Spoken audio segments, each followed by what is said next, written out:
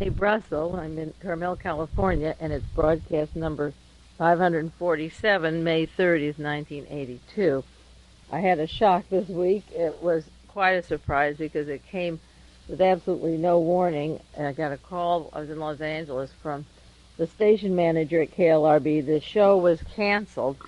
I've been on there 11 years, and the station was sold about 2 months ago, and the last station manager left 3 or 4 weeks ago, and the business salesman and a new team came in, and about 3 weeks ago, the woman who was in charge of the station was there to greet me, and she was very friendly, and she knew me from doing shows with Victor Bach up at KOMY.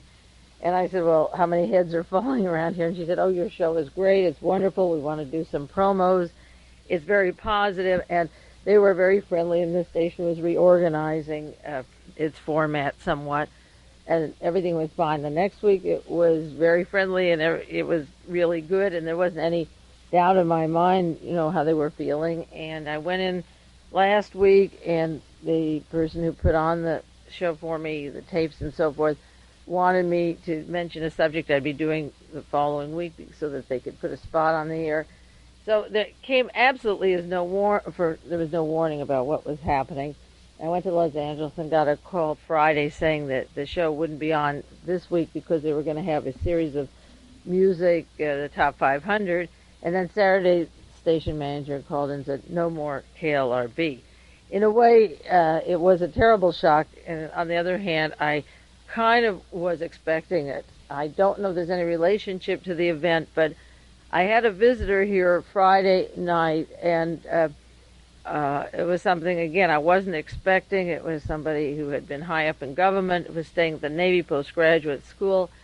The whole thing was disconcerting, and I don't know if it had anything to do with the quick way that this was dropped or not. I can't put together yet because it all happened this weekend, and the station for the holidays is really not functioning. So it'll take a week or maybe never to really know the relationship of the cause and effect if somebody just said, get her off the air there. I really have no way of knowing except that I had some uneasy feelings that I don't want to put on the air about this person and what happened and the conversations and so forth. I don't want to get tangled at that level. So we'll just say that KLRB is over. There was another station in town that had asked me, one of the directors there that puts on the broadcast, it said, if ever you're not at KLRB, let me know. That's K-Ocean is the station. And so I called him, and he said he would call back during the week. The man who owns the station, again, isn't there over Memorial Day weekend. So we have to wait and see if I'll be on K-Ocean or not, but it came as quite a shock, as you can surmise by the way, my reaction to it. The way it was done was just strange, put it that way. But on the other hand, I was hitting some very, very hard areas. I was getting into some of the most important parts of the research that I had done in the 17 years. And if I was wrong, I could get up on the air and make a fool of myself. And if I was right, it would stand to reason that somebody would say, we've had enough of that. And to top it off, I had written to my congressman to help me get some information that I wanted on the air, one of the areas I'm researching, and he wrote back May the 6th, and he said, I certainly agree with you that this matter bears investigation. The concerns which you have raised are quite serious ones and merit careful attention. I have consequently forwarded a request for biographical information on Fritz Kramer to the Congressional Research Service of the Library of Congress, and I'll let you know when I receive a response to my request. Now, that was May the 6th, and the Library of Congress could get that out in about 4 minutes on their computer. But I may be reaching to a congressman who agrees that this is a serious matter. I've reached this congressman and many others on the murder of the President of the United States. They never responded and said that was serious. I reached them on the murder of a senator who wanted to be president of the United States, and they never thought that was serious. And many issues and problems of murders and Watergates or the Dorothy Hunt plane crash, they have ignored.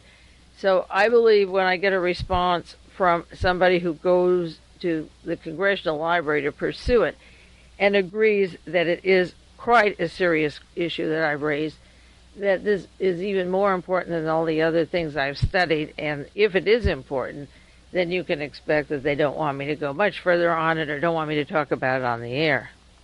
I'm going to put aside many of the news articles of the week, except 3 that I want to mention to you, and then get into an article that is the most important article I've read in a long, long time, and I want to share it with you, even if it takes 2 weeks to do, and put aside some of the things like the silly Hinckley trial and a lot of the other articles that we'll get caught up with. There was one story, furor boils over slip of tongue, and that has to do with J. Peter Grace. That's the business partner of Otto Ambros, who designed the Zyklon B for IG Farb and the chemical that was used for extermination at Auschwitz. And I mentioned before, designed the slave labor at Auschwitz for the rubber factories for Adolf Hitler. J. Peter Grace has been a long partner of Otto Ambros, the war criminal of World War II, and he was appointed to this distinguished commission of Ronald Reagan's on how to cut domestic budgets. And of course, when he was in Dallas, he was opening his mouth over the food stamp program. Remember, I told you he'd start hitting the poor. He wouldn't cut vacations of the president, such as $1 million to go to Barbados for 1 week, but he was making remarks about the food stamp being the subsidy for Puerto Ricans in New York. That's they live all of them live off the food stamps. That's J. Peter Grace, and I'll get back to him more, but when he opens his mouth and begins to cut budgets, you see, he's going to cut them from the people that he's imported in here to do slave labor, and if they can't get a job in the garment factories or elsewhere, and they're getting the food stamps after they're brought in, those are the people that these Nazis attack, the poor minorities who have nobody to defend them, instead of hitting the people like William French Smith, who are getting these huge tax write-offs and big salaries and concealing large amounts of money. Another article this week in the paper that, again, relates to the important story I want to share with you is the Pentagon's strategy for a lengthy war. And it has to do with studies of President Reagan's National Security Advisor, William P. Clark, and the plans for the war, how if we decide to strike against the Soviet Union, will hit their allies such as Cuba, Vietnam, and North Korea, that the nuclear strategy will be known as decapitation, and they'll strike Soviet political and military leaders and their communication lines, and will arm and assist China in an effort to keep the Soviet forces busy off the China border, and will have a special operations, guerrilla warfare, sabotage, psychological warfare going on at the same time, and space would have to be exploited for American military needs. This is our National Security Council head, William P. Clark, and the plans for a lengthy war, I guess almost on every area of the globe, that they've earmarked, and they'll fight it all at one time. Can you imagine what this is? What a big bang that's going to be. And then the story of the Pope being in England and meeting with the Anglican leaders and working for reconciliations and ecclesiastical unity. And the Joint Catholic Anglican Commission was completing 10 years of work, and they're going to issue a report. The only major obstacles to their agreements are the papal infallibility and the papal claim to primacy over all Christians. And they said, even though this is what the Vatican wants, it need not stand in the way of unity. Papal infallibility and papal claim to primacy over all Christians, and that's what the Vatican wants, and I think that's pretty well spelled out. I think the meeting of the Pope with the Anglican Church there is as important as the meeting in 1947, in August 1947, when President Truman sent messages to Pope Pius XII and guaranteed them that the U.S. would help the Catholic Church and all the forces striving for a moral world. Truman was busy in 1947 assuring Father Walsh, the vice president of Georgetown University, that the United States would combine with the Vatican, and this was described in a book as a very important step of the United States to link with the Vatican in policies. Father Welsh had claimed that the Russians wanted war and that we should get the Vatican ideas put to work. The aim of his campaign, Father Walsh, on the instruction of the Vatican, was to press the United States to introduce compulsory conscription for the oncoming American-Russian war. The last few weeks I've been sharing information that I've seen in print from Admiral Byrd now to the Vatican, to Georgetown University, dated back to 1946, 1947, that there would be conscription for the oncoming war.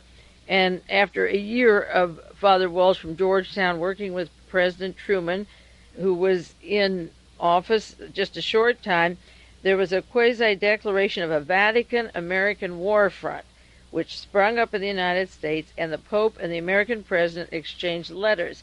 This is from a book, The Dollar and the Vatican, by Ivro Manhattan, and the rapprochement that was made of Harry Truman with the Vatican was a breaking ground on the admission or the description of the necessity for World War III. And now we have the Pope with the Anglican Church, and they want to combine their energies for what they call peace, which means peace without Russia. Now, the article that I do want to spend time with and the implications of these stories that I gave in the news is related to this article, is called The Men Behind the Counter-Reformation. And this article was written by Kevin Coogan, Coogin, Kevin Coogan,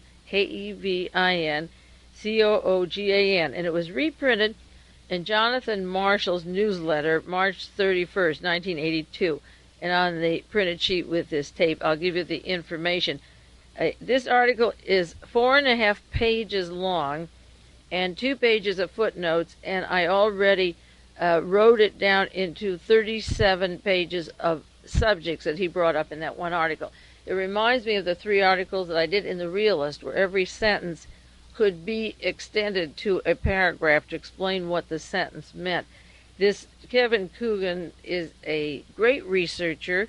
He hits right on the facts, and I haven't seen anyone like him since Jeff Gerth wrote his article on organized crime and Richard Nixon and those interconnecting links a long time ago. That was published at the time of Watergate. We have to get in touch with Kevin Coogan, and I'm going to try to do that because it is a brilliant article. Now, the reason he calls it the Counter-Reformation, he has several quotations in this article. One is an interview in the Los Angeles Times of Robert Scheer, November 1981, that was just a few months ago, with Richard Perle, P-E-R-L-E, the U.S. Assistant Secretary of Defense and also chairman of a high level of NATO. And this military man for the United States, Richard Perle, was complaining about the anti-war movements in Europe, and he launched this massive attack against the European anti-war movement, and you know how much they love it at home. And he said in the LA Times, this is a product of Protestant angst, A-N-G-S-T. And he gave an example of the opposite of the Protestant thinking, such as Portugal or Spain or Italy, where you get a different attitude.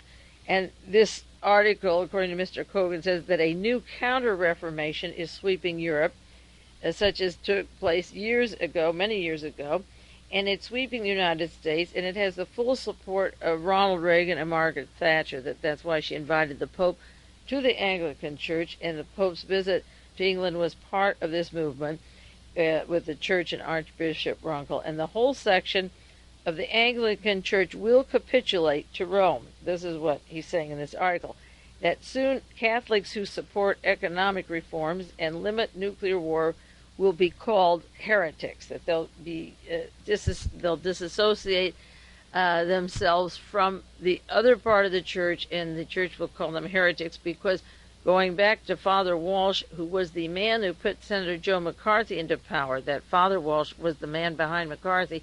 He was pushing for atomic bombs from the Vatican, was pushing for them in 1946-47.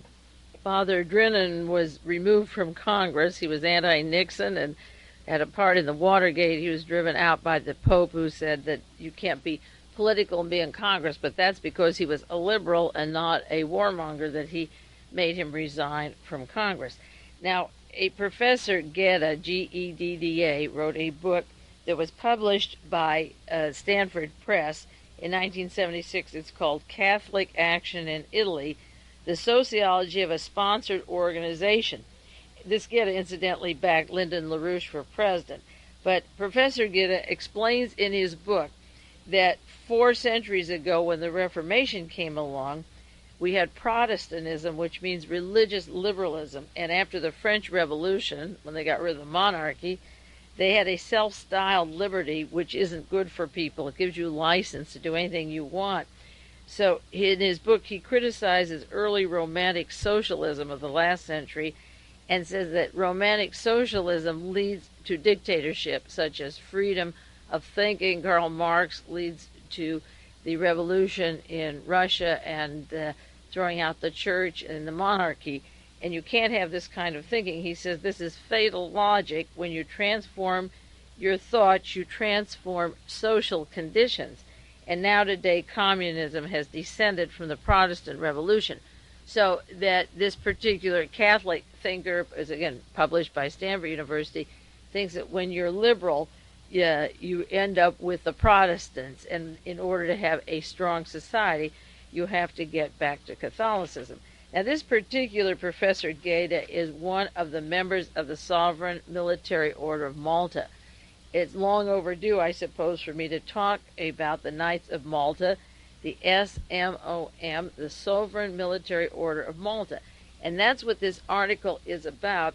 The church has its religious branch, and since for the past 1,000 years, the Catholic Vatican Church has had its military army with their loyalty to the Vatican, and they carried on the Inquisition and the Crusades, and the military group have been very strong side by side with the religious group for 1,000 years to defend the Catholic Church. And now they believe that the Reformation brought Protestantism, which brought all this liberalism, and if you don't have a war, you can't get the commies out. So they're ready to arm with the atomic bombs and so forth, and the military branch must come in and defend the Vatican. And so the Knights of Malta is the group that has been organized for this purpose. Now, I might tell you right now who are some of the members of the Knights of Malta, and almost every single one that he mentions just in this 4-page article has some tentacles, let's not say to all the assassinations, let's say Permindex and the John Kennedy assassination.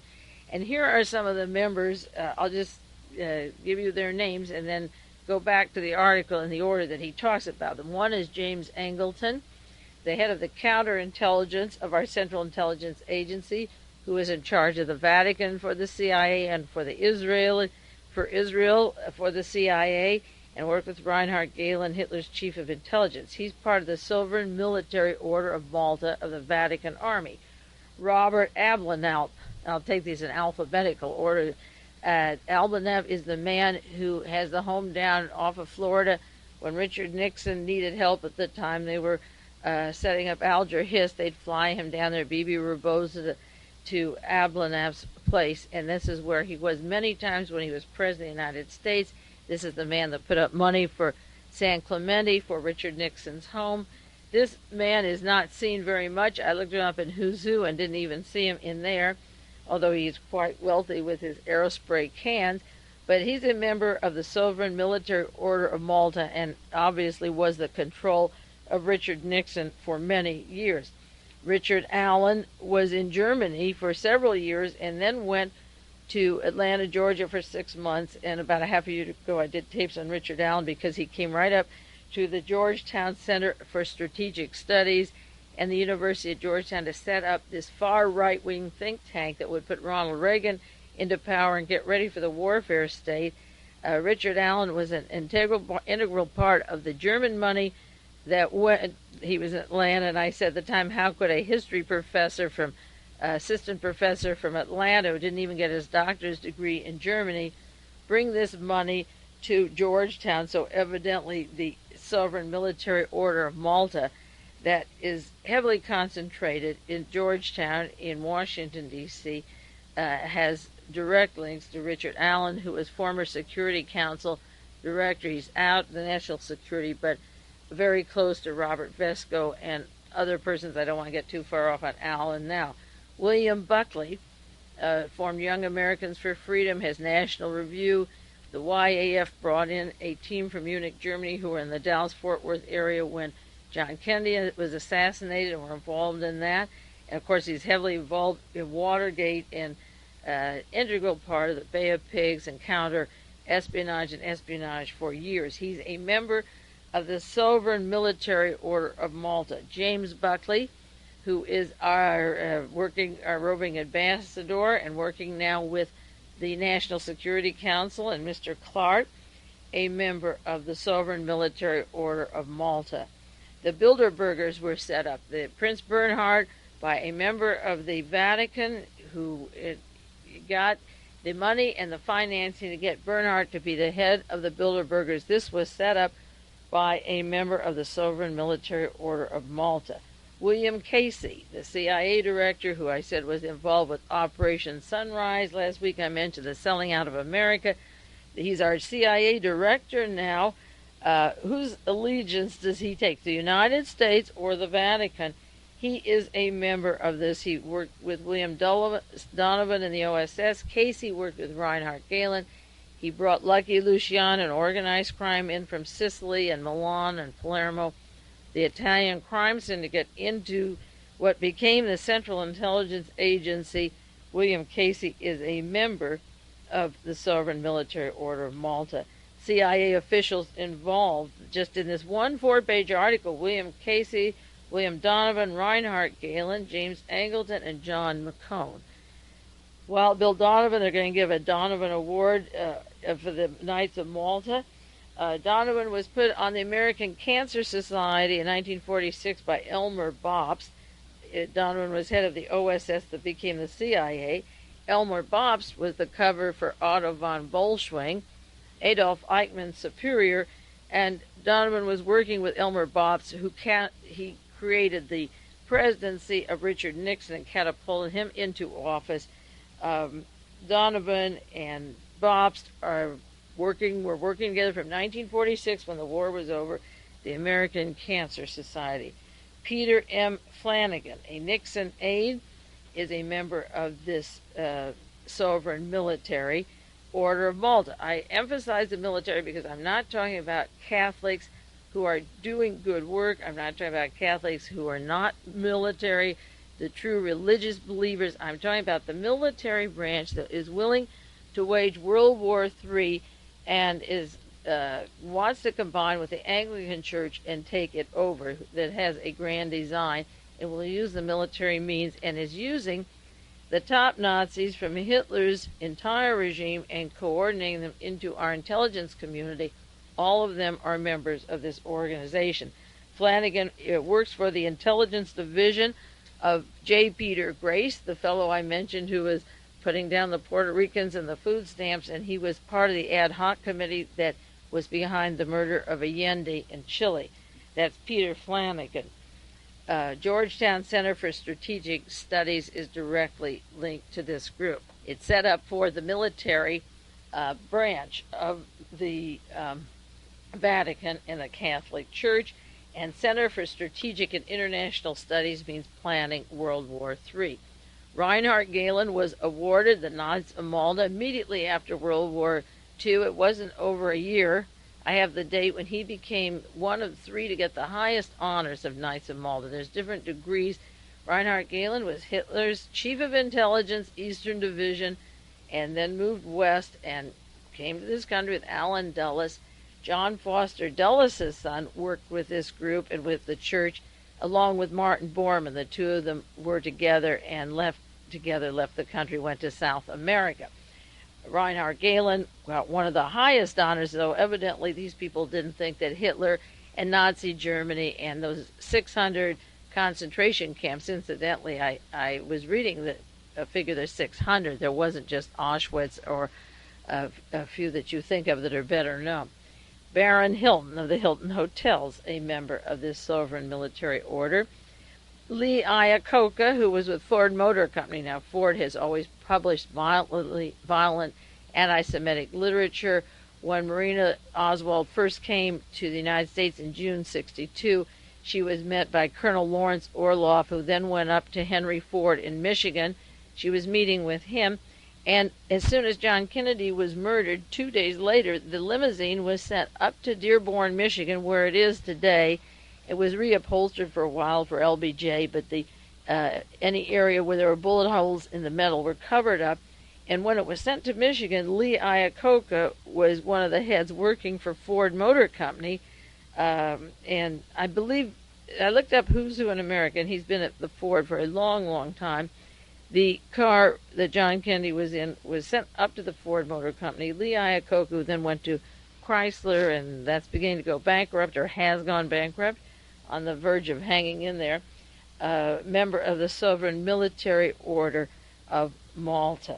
Joseph P. Kennedy was a member of this military gang, but Joseph P. Kennedy was very Nazi. And in this article, they mentioned that the mistake his son John made, according to a white Russian who had an interview about, was that John was too independent and tried to disassociate himself from the Catholic group. John Kennedy, Robert Kennedy, and Ted Kennedy were never members of it, but their Nazi father, Joe Kennedy, was a member of the military branch, the Sovereign military branch, and James Ling is a member. He is not written up in Who's Who, but this is Ling Voigt, the defense people, and I'm sure there must be another volume where I can get a bio on Ling because the name is familiar. Father Walsh, of course, who was the man who created Senator Joe McCarthy so that they could release the prisoners at Malmedy, the Nazis that had worked with Hitler in the East and West and Middle and all over the globe, known killers who massacred Americans and other people. McCarthy was put in by Father Walsh, and Georgetown clique, again, the Sovereign Military Order of Malta, and Spyro Skouras was a member. Now, these names are just in one article. Imagine a 4-page article, and details, quite a few details about this organization, and there's not very much written. There is some, but if we look for it, it's there. It's just that we've never realized, I'm sure, the importance of this, and it's just beginning to come in, because these are the people that have killed John Kennedy to make Richard Nixon president of the United States when he couldn't win against him, killed Robert Kennedy through the Permindex. They're all linked to the Permindex, the Torbett document, that book that's been out for 10 years. These people are all connected to the Watergate, the dirty tricks, the assassination teams, even to the John Lennon assassination. I'll get to that, if not this week, next week.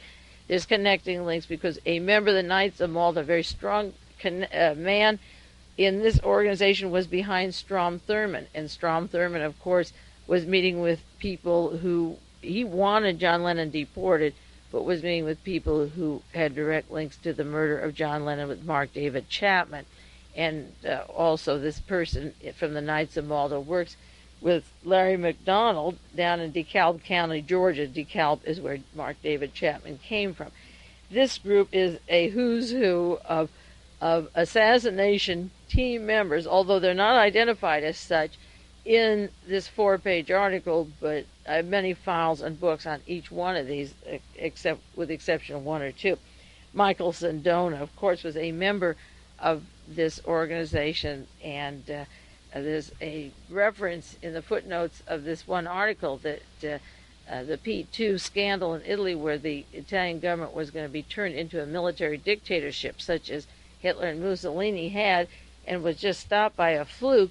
They referred to it as the Masonic event, but it wasn't just Masonic. It had to do with the Sovereign Military Order of Malta, and the top people involved are members of that organization. John Volpe, who was a cabinet member in the United States and former ambassador to Italy. Italy, of course, this is the headquarters of the Knights of Malta. And Werner Walters. Walters is described as one of the most notorious and vicious members, and he is the fellow who engineered the overthrow of Brazil in 1964, and that happened 1 year after John Kennedy was murdered. Vernon Walters is our roving ambassador to Argentina, to Morocco, to El Salvador, wherever there's trouble, and the trouble goes far right, and there's bloodbaths and coups. That's Vernon Walters. He was acting CIA director at the time of Watergate. He was involved in the direct links to Nazis down in Chile when Allende was murdered and when Orlando Letelier was murdered. That was Vernon Walters' contacts at the time with Nazis. I'd mentioned them on other programs. So these are a few names just mentioned in this one article that really covers a whole era of the organization, such as the Ford Company. Oh yes, I forgot. one of the most important members of Knights of Malta, and his organization is J. Peter Grace. 8 people on his board, and that's the partner of I.G. Farb and Otto Ambrose. 8 people on the board of the Grace Corporation are members of the Knights of Malta, and also interlocking bank in New York City. They trade off the directorships, and then the Flick group that were prosecuted and named in Nazi Germany and are very successful now, the Flick Steel, they bought 31% of the Grace Company, the Nazis that are back in business over in Germany. J. Peter Grace is a member of the Knight of Malta, the sovereign military order of Malta, not just member of the Catholic Church. So you can see how important this is. On the other side of this tape now, I'll turn it over. We'll do some more on the men behind the Counter-Reformation.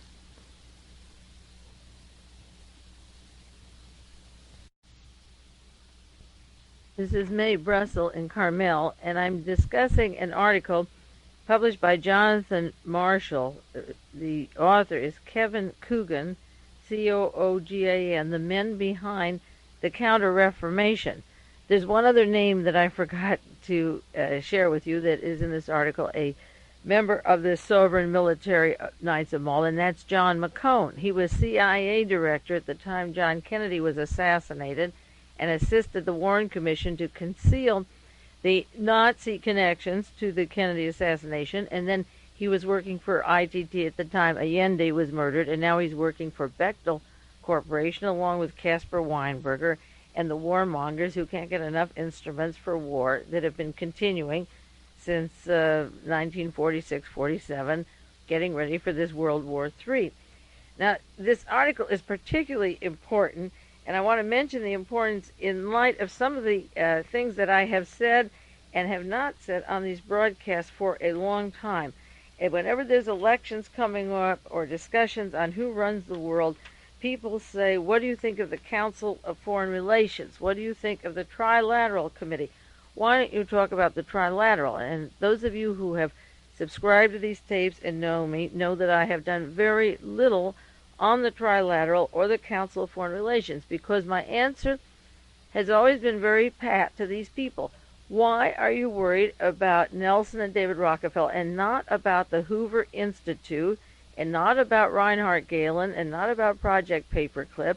And where do the Nazis fit into this? And also, if there is a one world, and Odessa is part of that one world, Hitler's organization, if Hitler wanted a 1,000-year Reich, why aren't you addressing yourself to 2 power groups, struggling for the same thing? Now, they keep acting as if Nelson Rockefeller still wants to control the world, and he's been in his coffin a while. In fact, 3 of the Rockefeller brothers have had an early demise, and the idea of turning the world to the KGB or the communists is part of this attack against the Protestant groups by the very strong military Catholics to break down the English Protestant tradition. Lyndon LaRoche, as I say, who works with these people from Solidarity, always is saying the British are taking over, the British control the world is going, communist, and the British want to control us. What they're trying to do is to break down the Protestantism of the Council of Foreign Relations, the Trilateral Commission. Not that they're perfect, not that the banks didn't even put in Adolf Hitler. They did, and Allen Dulles worked for them. But Allen Dulles is dead, and John Foster Dulles is dead, and so is Nelson Rockefeller. And this gang that have been running the military branch for 1,000 years are very much alive. They're well financed, and when you read this list, like William and James Buckley and William Casey and James Angleton and Mr. Iacocca and Reinhard Gehlen, he's passed, but all of his agents are around, and Vernon Walters and John McCone, they're all in power today. They're making all the decisions today. And they're making the decisions of where we're going to die and when we're going to die and how we die and how we're going to pay for it and how we're going to have to sacrifice for this war. This is a holy war. I referred to the Haig describes himself as the vicar of Washington with his Jesuit priest brother. He pictured him on Time magazine when Reagan was shot as the vicar of Washington. He refers to himself as that. And their crusade to have a war against Russia is a holy war. Russia has thrown the church out for all purposes, and this is a crusade. And they will use every country and every area where people are striving to exist and take care of their needs in order to make that war against Russia. They're hell-bent on it. And that's why I've never really sided with those people attacking the Eastern Seaboard organizations as being the sum total of the problem. The problem goes deeper, and it certainly has to do with the members of the military branch of the Vatican who are running the United States today.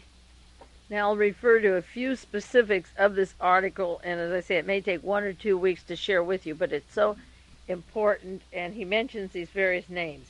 James Angleton was taken into this organization, which existed long before World War I and II. It went on, as I say, for 1,000 years. But as soon as the war was over, we incorporated Hitler's SS men, the Gestapo, into our government and began the intelligence service. It was to become the CIA.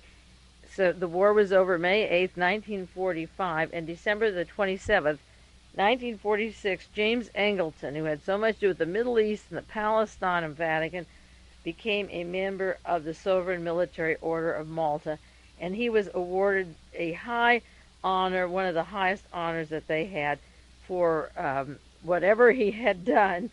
I know what he did during World War II. So Angleton, after the OSS, and working with Hitler's intelligence and William Donovan, Wild Bill Donovan, became a high CIA official, and he was the person that recommended that the United States tax dollar be sent to Luigi Gedda for Catholic action. James Angleton headed the Vatican desk.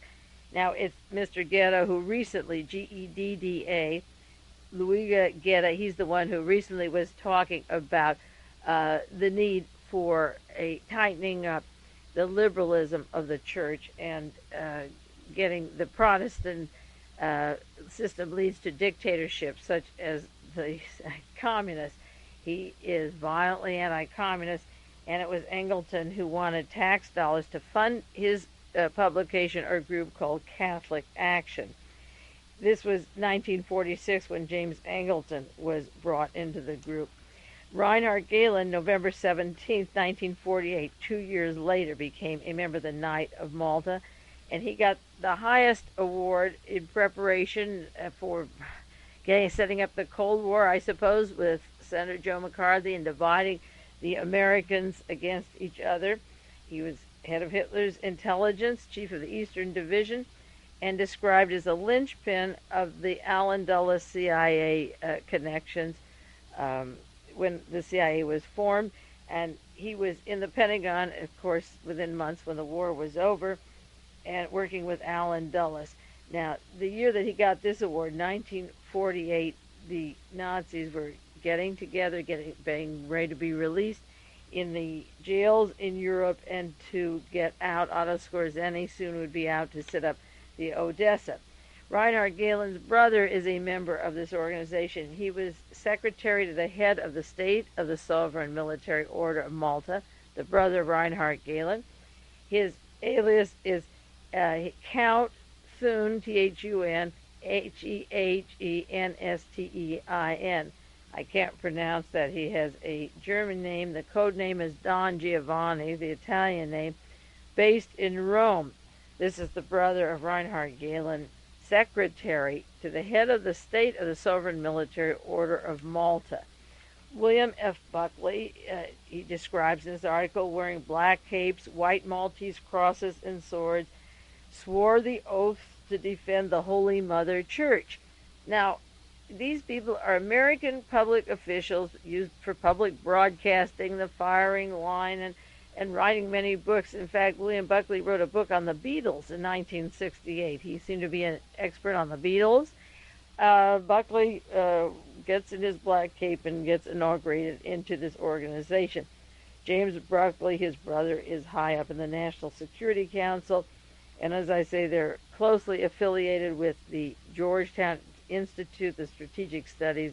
Richard Allen was to be joining and funding after his 2 years in Germany. William Clark, the National Security Advisor, he is written up in this article as a right-wing Catholic. He was appointed by Ronald Reagan to the Supreme Court in California earlier. He wasn't a lawyer. He was the first non-lawyer, I believe, to the California Supreme Court. And February the 5th, 1980, in the New Statesman, there was an article on Clark, the master of double cross, and it said Clark is a fervent conservative Catholic in the traditional mold. The Master of Double Cross by Mary McRory. That was in 1980. And General Walters, the brains behind the 1964 coup in Brazil. The details of his role, some of it is in the book Secret Missions, his devout Catholicism. And as I say, in 1964, after the coup in Brazil, the organization came out for religion and family, that moral group that I mentioned several weeks ago on this program that surfaces now in Argentina, the same organization, both set up, I suppose, by Vernon Walters and the CIA in the Vatican. They have the same literature and the same name, and he was down in Brazil. And of course, down in Brazil, a little while later would come Jim Jones and his gang, affiliated in Belo Horizonte with the CIA. Alexander Haig's brother is a close link to this group, the Georgetown group, the Center for Strategic Studies. And out of there comes Jean Kirkpatrick, who is having a fight with Alexander Haig now because she's so pro-Argentinian and anti-British, and they're having open fights, and Haig is trying to do a balancing act because he plays both roles. NATO chief with his NATO alliances, Delisio Gelli, caught in that scandal, that Vatican P2 scandal in Italy in May 1981. When that scandal was just breaking down was the time when the Pope was shot, and of course he has strong links to Michael Sindona and Pope Paul VI, Montini. So I said at the time that one of the motives for shooting him might have been his links to them and to silence them because of that scandal that was breaking in Italy. The strategy, the church strategy, is planned at Georgetown at the Center for Strategic Studies, and they have total control of Ronald Reagan and his foreign policy.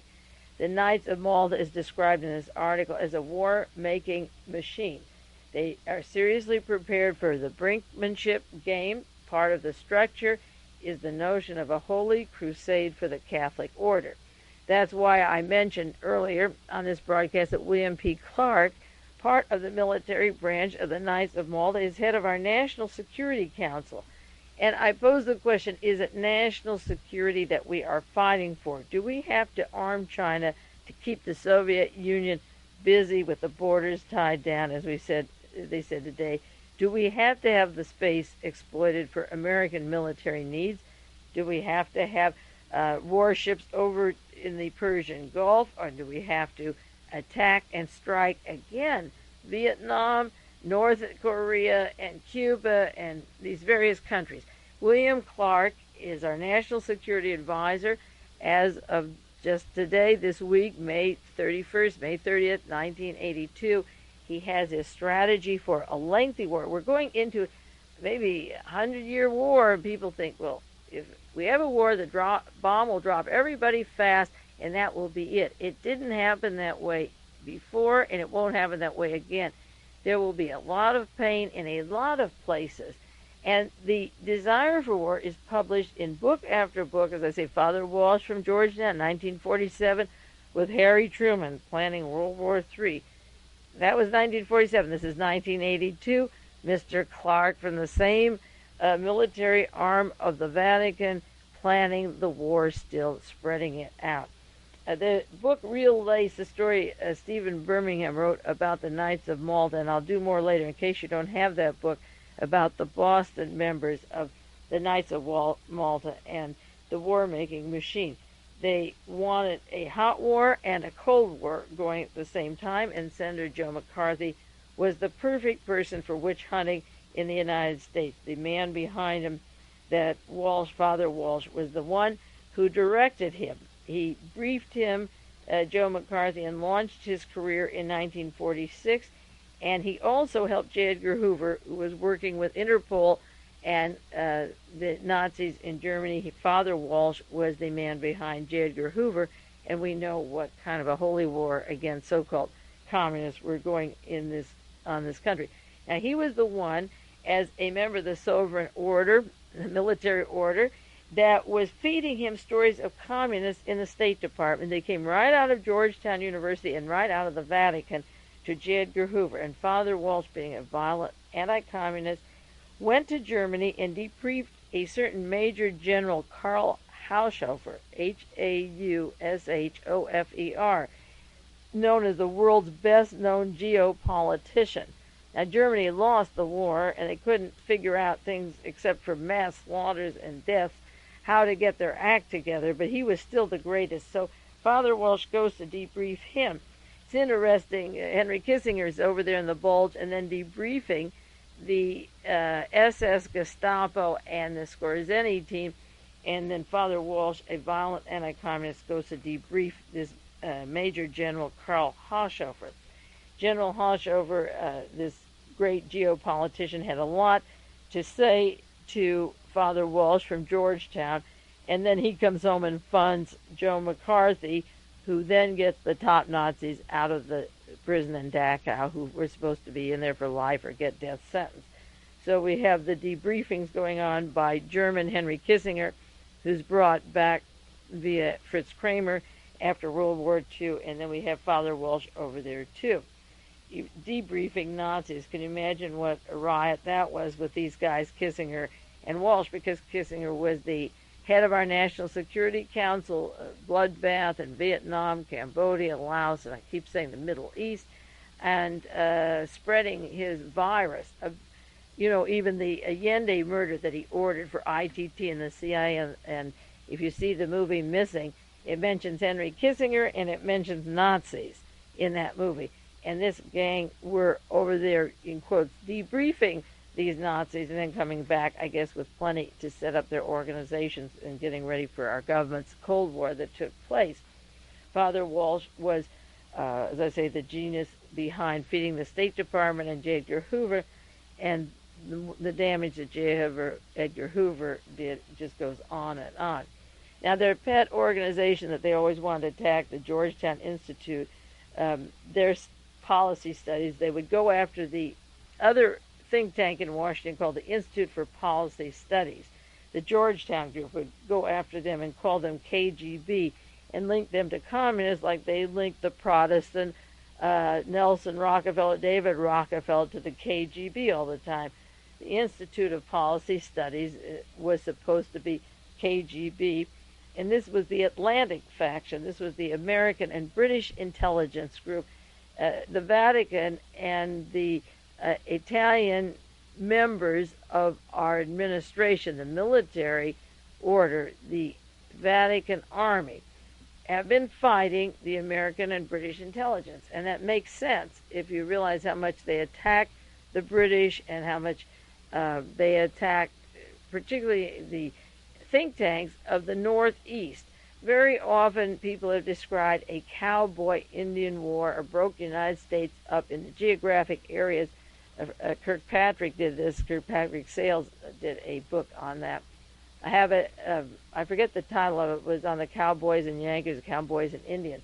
It isn't that simple. Maybe the real story should be broken down into the Vatican versus the Anglican, because this anti-Reformation thing is going on in speeches that the anti-war people are part of the Protestant group. This is coming out right now in the Los Angeles Times very openly. And if everybody making policy in Washington for the past 15 years or 20 years, like John McCone and Vernon Walters and William Casey, they're all in power now, and William Buckley and James Angleton, and they all go back to Lee and Marina Oswald, to George Morenshield, to the murder of Kennedy, to put Richard Nixon in office, who was instrumental in bringing Nazis to this country.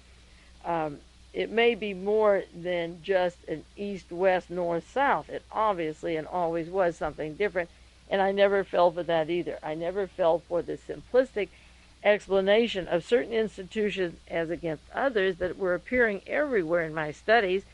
And this one article that just came out by Kevin Coogan that Jonathan Marshall got out in his newsletter makes more sense by identifying who belongs to this group and who's made our policy since before World War II was over, started making the policy actually in 1943 with the OSS and the SS.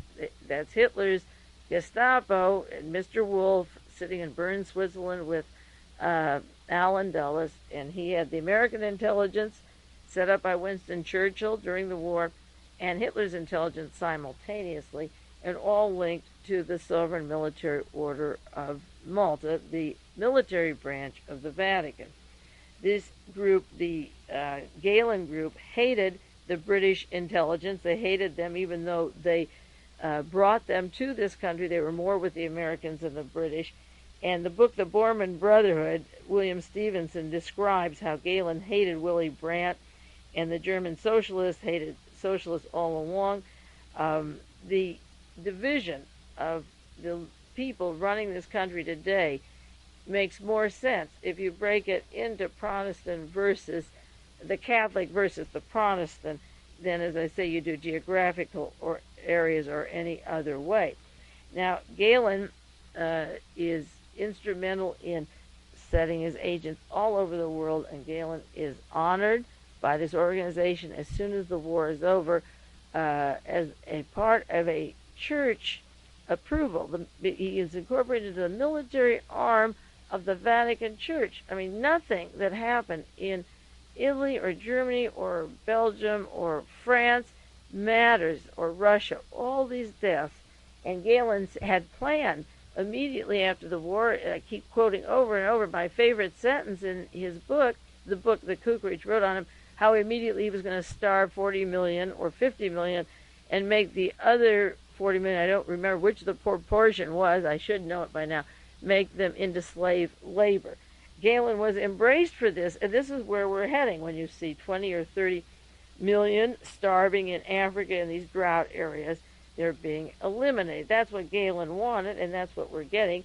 And incidentally, J. Peter Grace, a member of this sovereign military group, was the founder of the Freedom from Hunger organization. And I don't want to get too far afield, but I looked up Werner Erhard, Mr. Rosenberg, who gave himself two German names, and he began his Est group in San Francisco with money from a woman, an organization from Georgetown University, and another one from Holland, where the Bilderberger was set up by the Knights of Malta.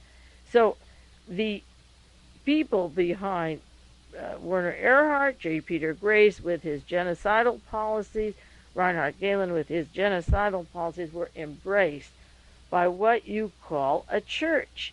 Well, should a church have a religious function or a military function? And will they bring us on to 100 years war? Will they bring us into a war that just completely destroys the world? Are you ready for this? Are you, if you're a Catholic, do you like it? If you're a Protestant, what do you think of this?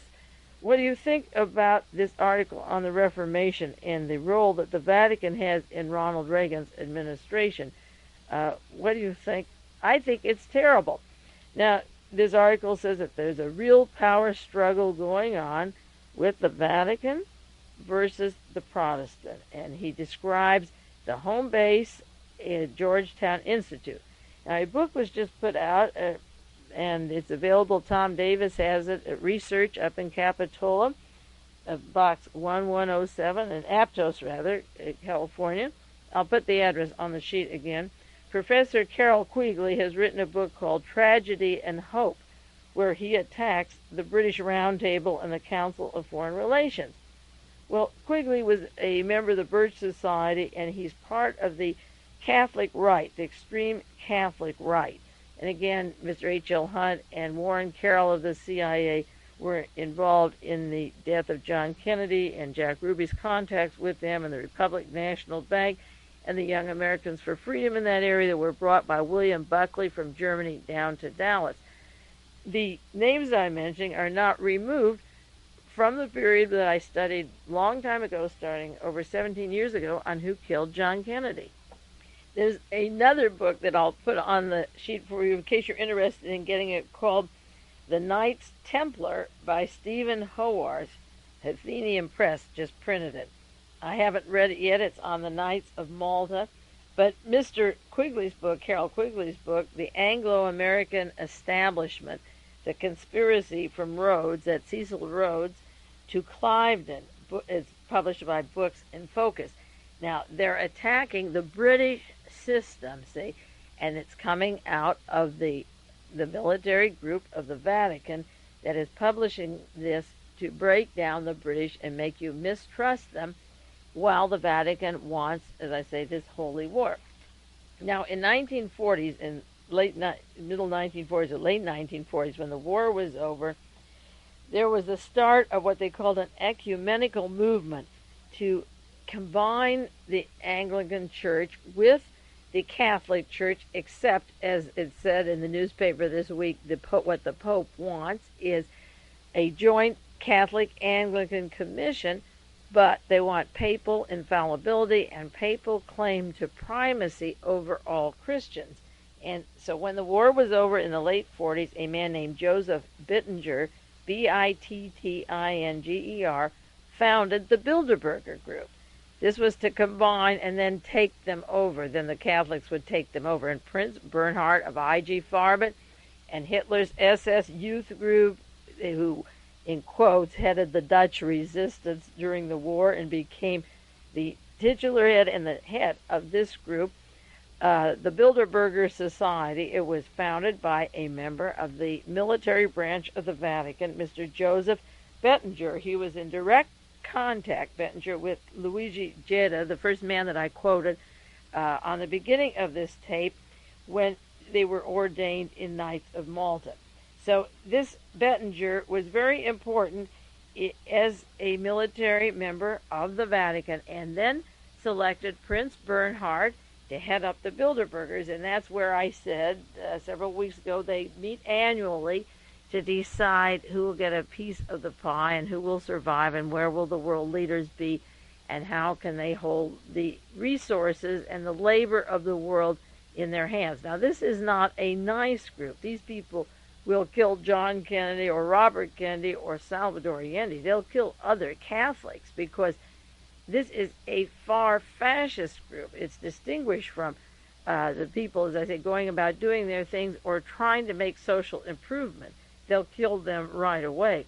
There's a book called Memoirs of an Eminence Grise, Grise, by John Pomian, Pomian.